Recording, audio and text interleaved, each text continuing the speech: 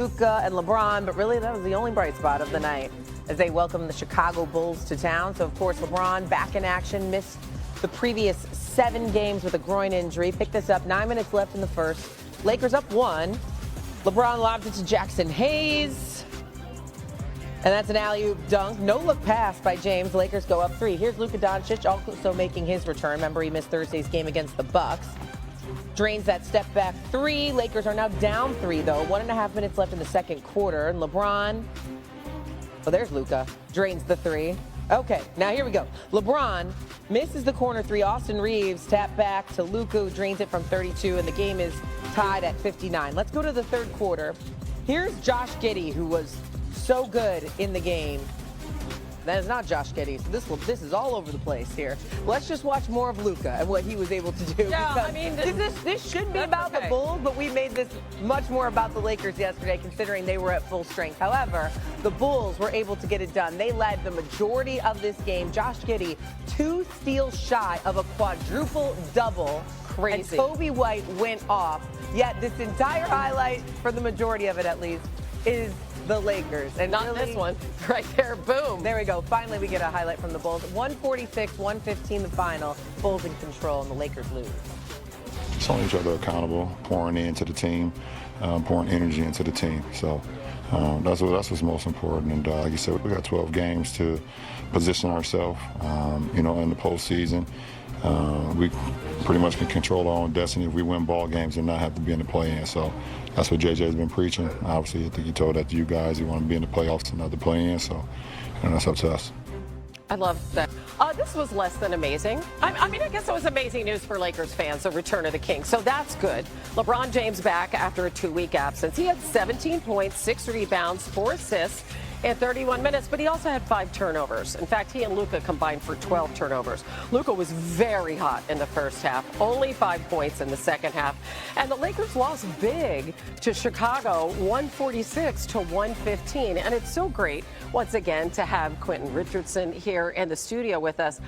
I guess what concerned me was the Lakers allowing 42 points in the fourth quarter.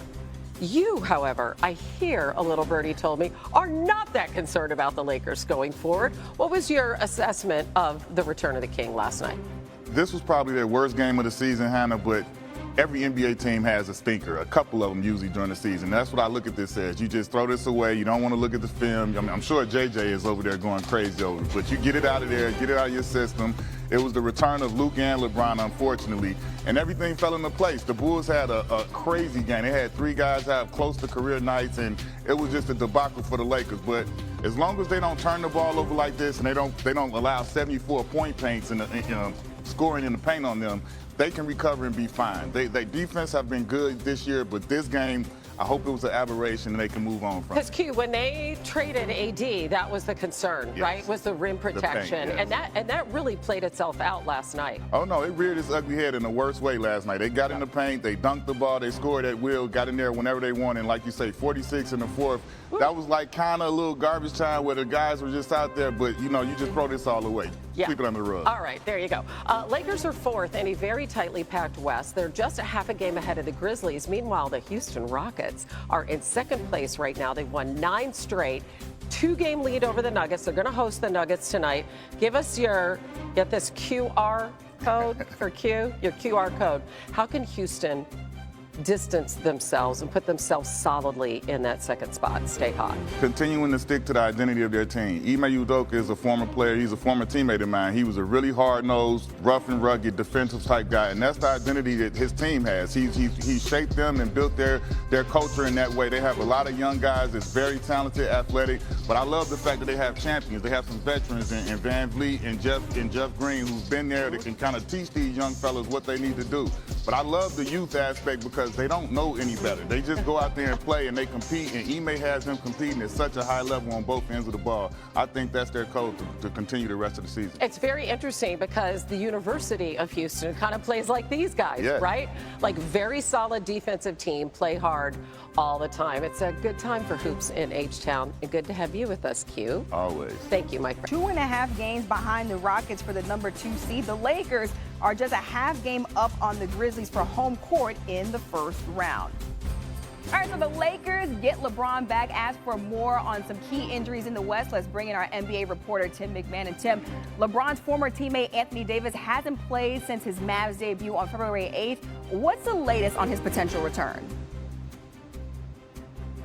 Howdy, Amita. Anthony Davis practiced twice with the G League Texas Legends last week. That was a chance for him to play 5-on-5. Those sessions went well. He joined the Mavericks on this road trip. They have not announced or set a specific game for him to come back, but it is possible that AD could come back on this 4-game trip for the Mavericks. He is absolutely determined to play, despite some people within the Mavericks organization trying to get him to exercise caution down the stretch. Now, the Mavs are also tied with the Suns for the final play-in spot in the West. The Warriors are currently 6th in the West. Steph Curry missed last night's loss in Atlanta with a pelvic bruise. How soon could the Warriors star return to the lineup?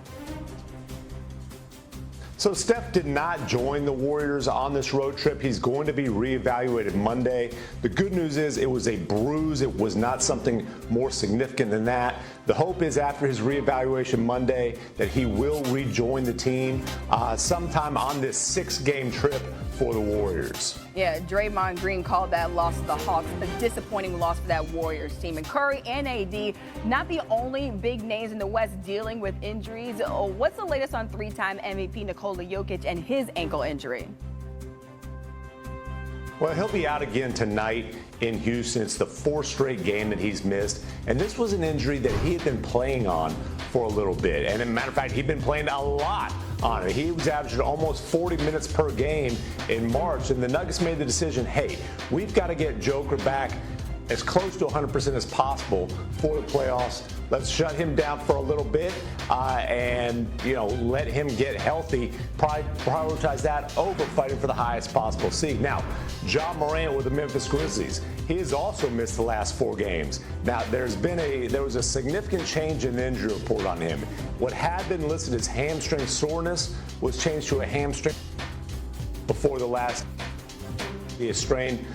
More significant than soreness, they have not announced any sort of timetable with him, but typically those strains do take a little bit of time to recover from. So it remains to be seen when we'll see Ja Morant back on the floor for the Memphis Grizzlies. Yeah, not good news for the Grizzlies at all. The Grizzlies are just 2 games ahead of the Warriors for 5th seed in the West. Tim, thanks so much. For the Lakers, after missing the last 7 with a groin injury, Rui Hachimura back as well. And good news for Lakers fans.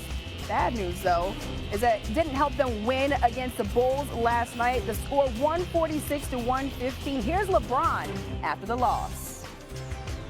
It's holding each other accountable, pouring into the team, pouring energy into the team. So that's what's most important. And like you said, we got 12 games to position ourselves, in the postseason. We pretty much can control our own destiny if we win ball games and not have to be in the play-in. So that's what JJ's been preaching. Obviously, I think he told that to you guys. He want to be in the playoffs and not the play-in. So that's up to us. Joined by our NBA analyst Quentin Richardson and Anscape's David Dennis Jr. right now. The